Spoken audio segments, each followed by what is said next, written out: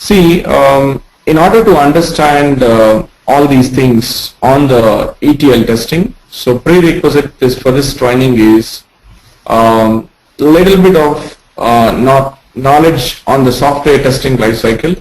So because we may not go in detail about understanding the software testing lifecycle, and manual testing experience would be plus, but it is not mandatory. So just understand how the general manual testing or a black box, white box testing will be done. Defect tracking tool. So if you know something like a HP Quality Center or ALM, so all these things. So if you know, or ALM, any one that is enough. So to understand how you do it. So ALM tool or any test director or something. So any defect tracking tool, if you know, that would be easier for you to, answer the questions in the interview. So in case if you, these are the simple prerequisites. See, in case even if you do not have also, you can actually brush up all these things in 2 or 3 days. So because we're not going to cover we're not going to show even the demonstration of the defect tracking tool. So if you have these things, so it will be easier for you to understand all those things. Anyway, for starting with the ETL testing classes, so it will take a minimum 8 to 10 classes for us, because we are going to concentrate first time on the SQL. See, as you might be knowing, ETL testing is like validating the data between the different databases, validating the data between the 2 different databases. So what we do is, since in order to, it's nothing but a manual testing. So when you talk about ETL testing, we don't have any automation tools, even though we have an automation tools, but most of the people are still not using this. And this is going to be the complete manual testing. So in order to perform the testing between the 2 databases, you needed a language to communicate. So that language is nothing but an SQL. So we are going to use a SQL to perform the testing between the 2 databases.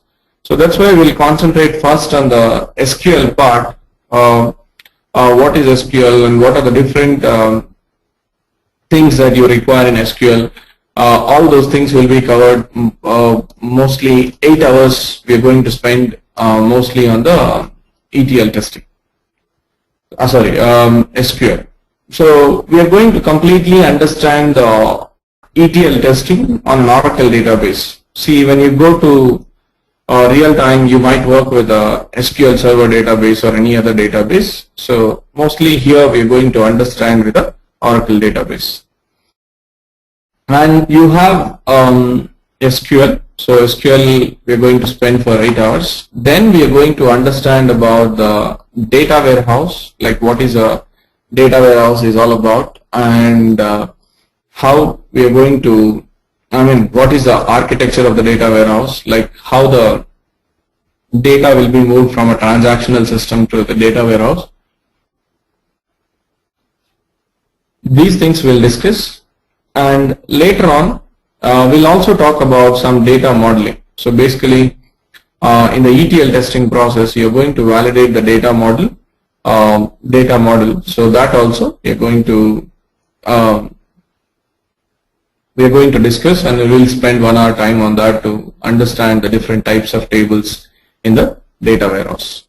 Then we will start with actual ETL testing. So this ETL testing we are going to do with the help of a case study. We'll do it with the help of a case study, and using this case study we will understand all the features of Informatica, how the Informatica can be used as an ETL tool. So we are learning the ETL testing process, so with the Informatica Power Center.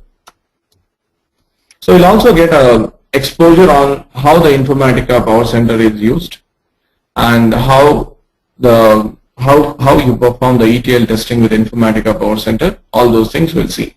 And before that itself, we'll understand what is a ETL testing process and what is a ETL stands for, all those things.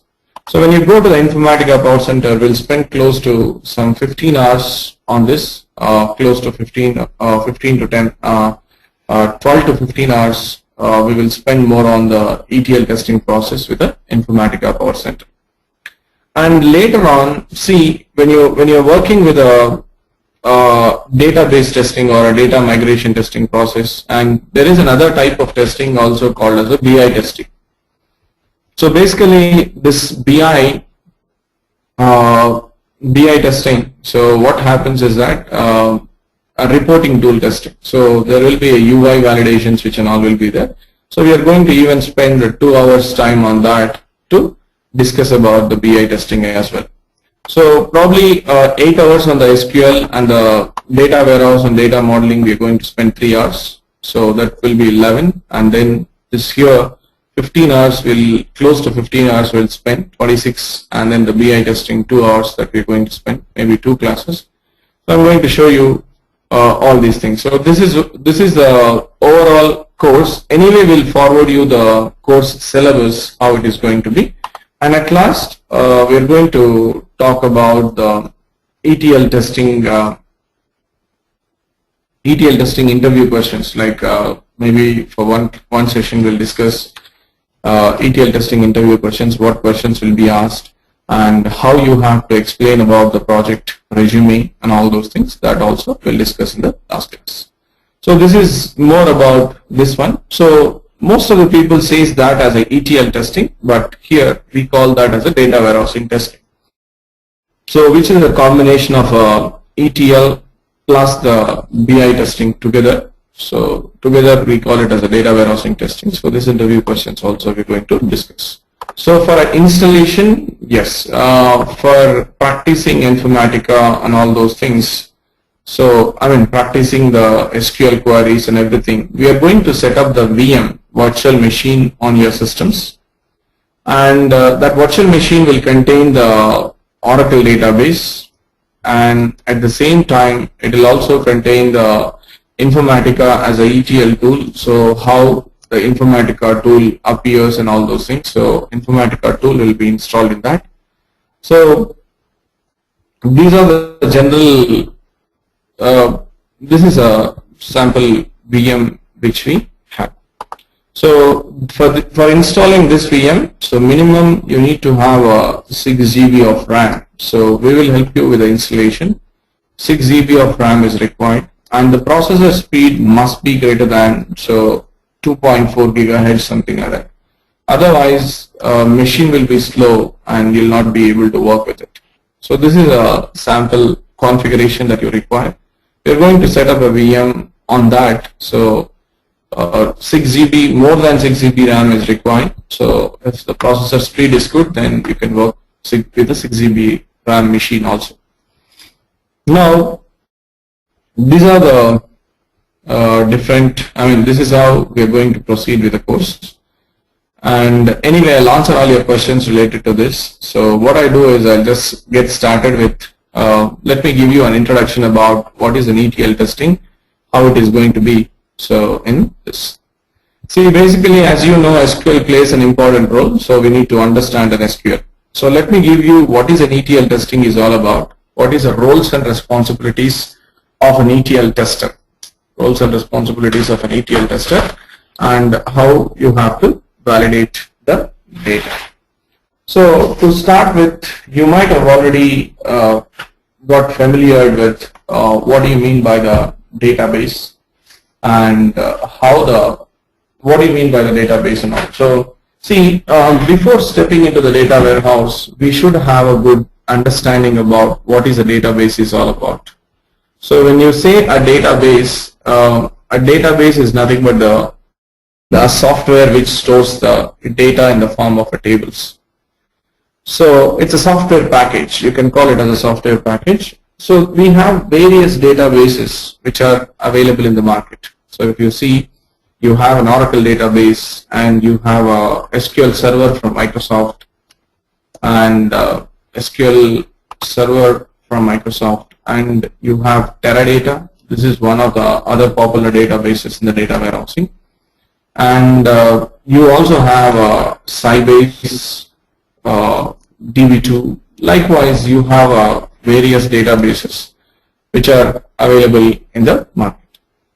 Now, in order to communicate with this database, in order to store the data in these databases, or in order to read the data from these databases, or any operation that you want to do, you're going to use a language to communicate with the database. So that language is nothing but SQL.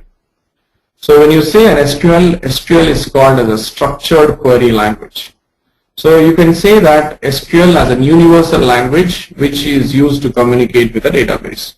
So SQL is a common language. I can communicate with Oracle on this, with this. I can communicate with SQL Server, or I can communicate with Teradata, or I can communicate with a DB2 on this system. So this is more on the structured query language. So this structured query language is actually divided into different types. So one is called as a DDL. So data DDL. So data definition language. Data definition language. And another is called as a DML, data manipulation language. So DDL is for defining the tables in the database, and whenever you want to modify the table structure in the database, we use a DDL. So what are the different commands? So anyway, we'll learn them in detail. So create, alter, drop, these are all the different tables what you have. And other one is about the data manipulation language. So data manipulation language includes your insert, adding the data, update, and then the delete. So this is your DML statements. And similarly, you have a DRL. DRL is for reading the data, so which is called as a data retrieval language. Data retrieval language. So this is nothing but your select statement. So likewise, you have even the other types. So DCL, data control language, and TCL, transaction control language. So SQL is classified into 5 types, and each type will consist of a different commands for performing the operations on the database. So SQL is something that now you understand what is a database. Database is a software package, and SQL is a language to communicate with a database. So database and SQL are completely different. Okay. So now we'll talk about what is a data warehouse. I'm not going in details about what SQL does and all. So anyway, we'll learn them eventually in the regular training. So I just wanted to give you what is a database is all about and what is a SQL. And to start with next one, so let's say when you talk about data warehouse, see, data warehouse is nothing but the database only. So whenever you want to design a data warehouse, or whenever you want to store the data, we choose a database, so that database will be used for an analysis purpose. So in a simple terms, you can call it as a data warehouse is nothing but the database. So you can build a data warehouse on your Oracle database, or Teradata, or DB2, or SQL Server. Any database, you can choose it as a data warehouse. Okay. Now, when you talk about the data warehouse in a simple terms, it's nothing but the collection of transactional data from different systems, different source systems. So that is called as a collection of transactional data from different systems, and which is used for analysis. What do you mean by analysis? It's nothing but finding out, generating the reports, finding out the revenues, all those things. So in a simple terms for now, you can call that as an analysis, which is used for analysis. So you're going to collect the data, transactional data from different systems, and that will be used for an analysis. So what is mean by the transactional data, and how you're going to capture the transactional data from your source systems? So transactional data, in a simple terms, it will be there in the applications like an OLTP. We call it as an OLTP, so which is nothing but your online transaction processing system, which it is there. So these online transaction processing applications are used only for a daily operations. This cannot be used for a reporting. So this is daily operations. In the sense, what applications you call it as an OLTP? So OLTP is nothing but your ATM withdrawal application, whatever you in a daily life we use ATM withdrawal. That is nothing but your OLTP applications. You might be familiar with the e-commerce applications like eBay, Amazon. All these are all different e-commerce applications, but these applications are again used for daily transactions, for booking any product. So we actually use an e-commerce applications. These are all used for daily operations. Why it is called as a transaction-oriented applications is because every day there will be a frequent transactions happening. So it's like one or the other customer will book any product. So airline reservation system, there will be a continuous tickets booked in this system. So this is also called as this is also, you can call it as an OLTP applications. So I mean OLTP, OLTP applications. So these are all the different. So you can call it as an internet banking system, credit card validation system. All these are all the different applications or examples for OLTP. So what we do is we are going to collect the data from these transactional systems for generating the reports or for analyzing the data about your business. For analyzing your business, we actually collect the data from these systems. Let me put it into the Paint diagram to make it simple to understand it in a better way. Let's say I have a different transactional system. So just take it as, let's say if you see Amazon has different sites, right, or different applications all together, you can call Amazon.in, Amazon.com, or if you go to Europe, they'll use Amazon.eu, something like that. So they have different applications which are handling the different region customers. Basically, for handling it, they have different applications. So let's say you have Amazon.com. So Amazon.com is for global, or you can call it as in US. So Amazon.com is for US. And similarly, when it comes to India, they have another application or that is called as a .in. And let's say similarly, they might even have .eu. I'm not sure. Maybe .au again for Australia. So for an APAC region or Australia. So they have different applications where their transactional data is being distributed. So all these applications are called as your OLTP applications. So these applications, every day the new data will be getting added to this system. In the sense like whenever you are a customer or I am the customer to Amazon, I'll go and book a ticket. I'll go and book some product. It's nothing but you're adding the data to that database. You're creating some order in the Amazon website or Amazon.com application.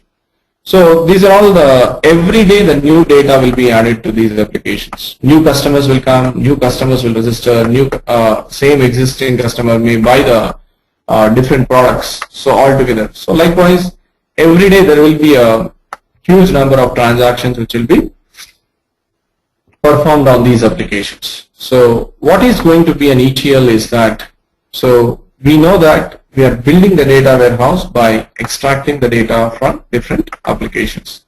Let's say this is my data warehouse. So what I'm doing is, in order to analyze the data, I'm actually extracting the data from all these applications. When you say this Amazon.com, Amazon.in, and Amazon.eu. So from all these applications, we are extracting the data from all these applications, transforming the data into our required format and loading it. The process of integrating the data from these source systems or an OLTP applications into the data warehouse is called as an ETL process. So ETL stands for, let's say, extraction of data. We call it as extraction. So extraction is nothing but you're reading the data. So generally, how do you read the data from databases? So it's nothing but we use a select statement.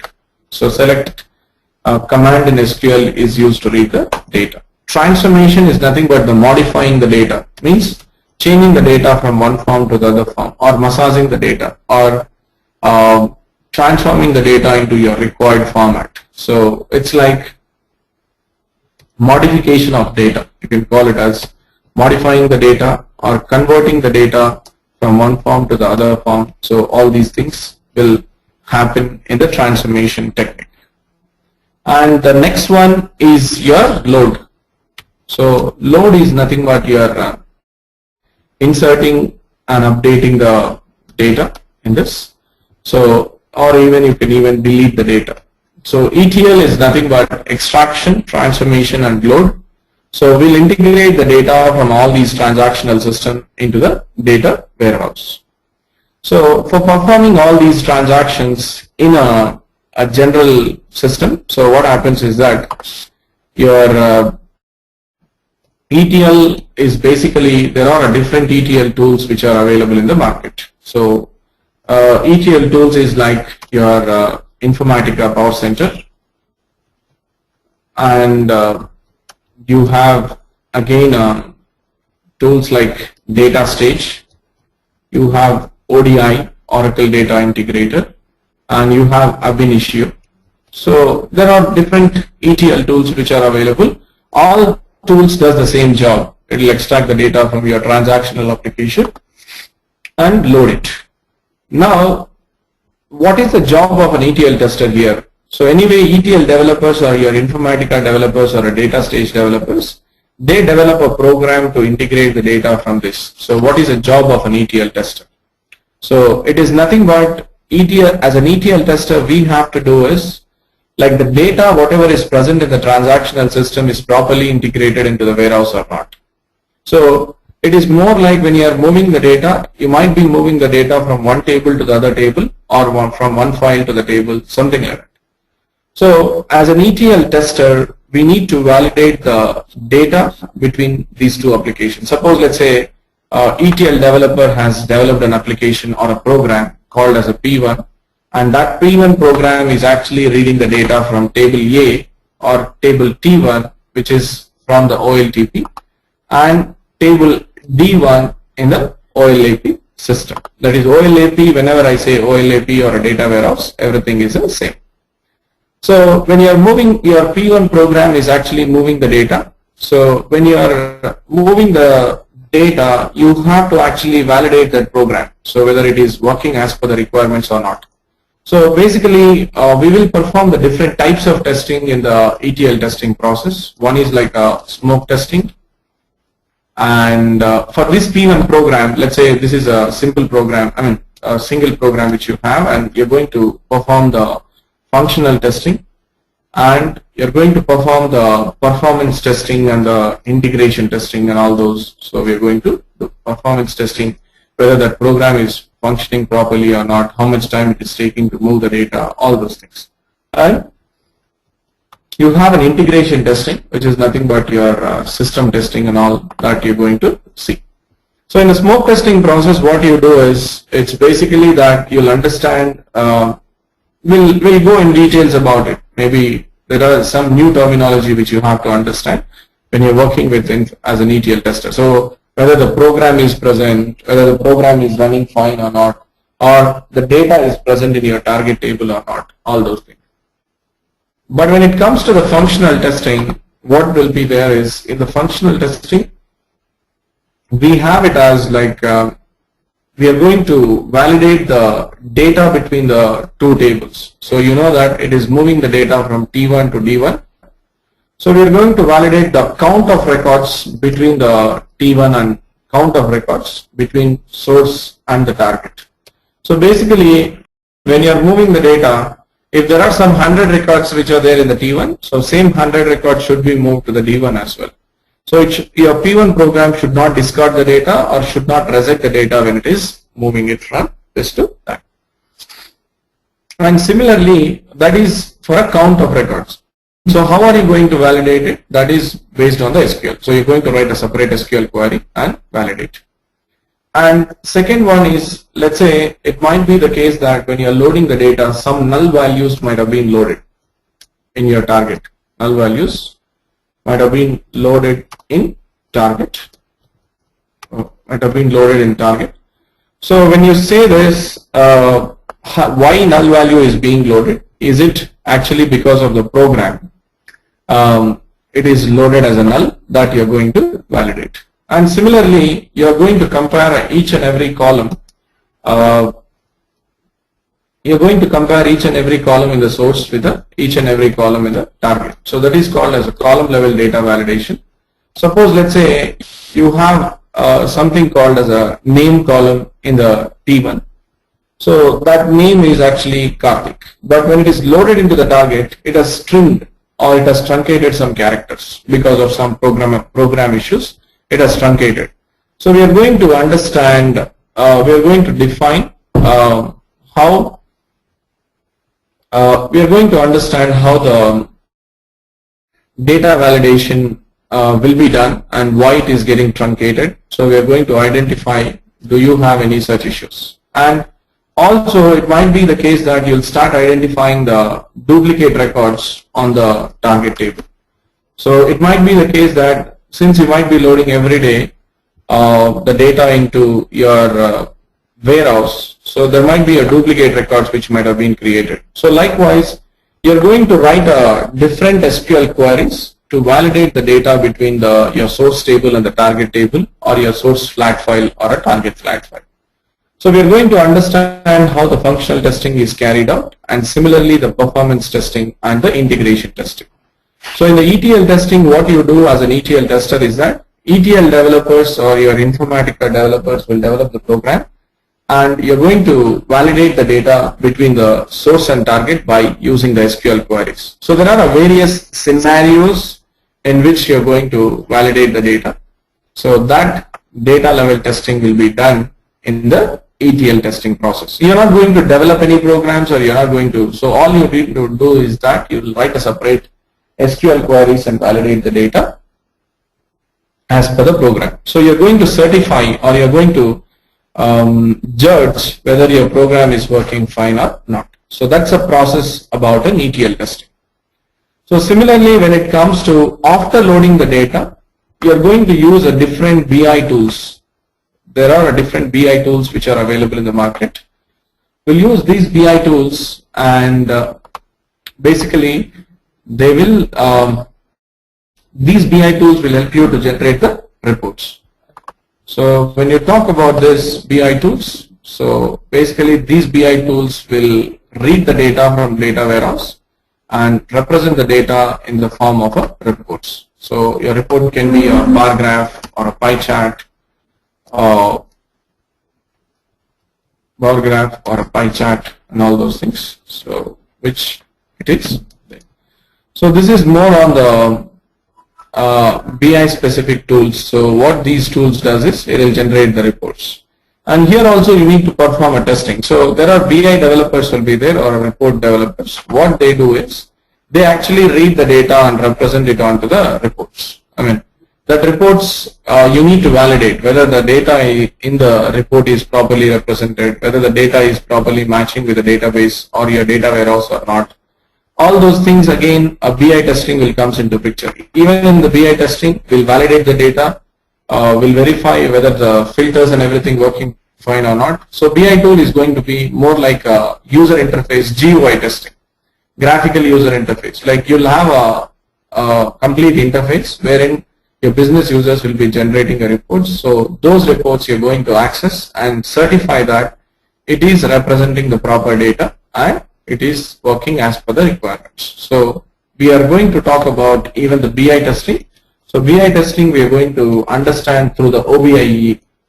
So this is more about the complete ETL testing process, how we are going to discuss or how we are going to start with it.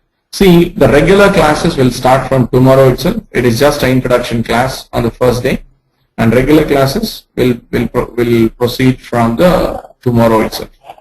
So this is the complete process of ETL testing. In this process, we are going to understand the different artifacts that you have to prepare, and what will be the scope of ETL testing project and how you are going to do that. What are the general defects that we get how to detect the defects and all those things, we are going to understand through this process. So that is pretty much on the ETL testing process. So now, if you have any questions, probably you can go ahead, and I'll try to answer them and then wind up the first class. Yeah, I have one question, like how it is differs, I mean the reporting tool you said that, what is that, BIE? Yeah, OBIE differ from BO, that is business object? Yeah, both are similar. I mean, BI, okay, I didn't give you the list of BI tools. So all the BI tools will actually generate the reports from your data warehouse. When you talk about an OBIE or BO, and you have Cognos, some other things like a MicroStrategy, all are from the same background. I mean, everything is used for the same purpose. Yeah, for all different clients will use it. Okay, yes. Excuse me, sorry. For all these tools we use same SQL queries, right? Yeah, SQL queries only. I mean, for a Cognos, it is logical queries will be generated. In the BI tools is only that when you are actually performing a BI testing, only for a column level data validation, will go for SQL queries, and remaining all the other things you will perform on the GUI only. You can access those, all the reports which can be generated from data warehouse in a browser, and we are going to test all those reports in a browser, like whether the report can be exported to PDF or not, header and footer is properly displaying or not, whenever we are applying a filter, the report is properly refreshed or not. All those things will validate. Okay. And one more question, like Informatica and the data stages, how these going to differ in terms? Yeah, it's more like the way, same way how you describe this OBIE and Cognos. Same way Informatica and data stage comes from the ETL family. So the screen wise it is different, but the functionality is same. So as an ETL tester, you're going to more understand the process in the ETL testing, not the tool in specific. Oh. So when you have when you understand the documents like STM and all, source to target column mapping sheet. So that STM is common if you're working with Informatica Power Center or a data stage. So just based on that, you'll actually write your own queries and validate the data. Yeah, I was asking if you are writing a count, select count statement with with the source and the target, and the target already has some data, so how are you going to get that? Yeah, if the target is already having a data, so what we do is we'll actually apply a filter in the target in your select query, and then understand the total number of records in the target with the source records. Even in the source also there will be a records. So when you are firing a query, we'll apply the appropriate filter to validate the data. So we'll see that more when we go to the testing part. Okay, all right, thank you.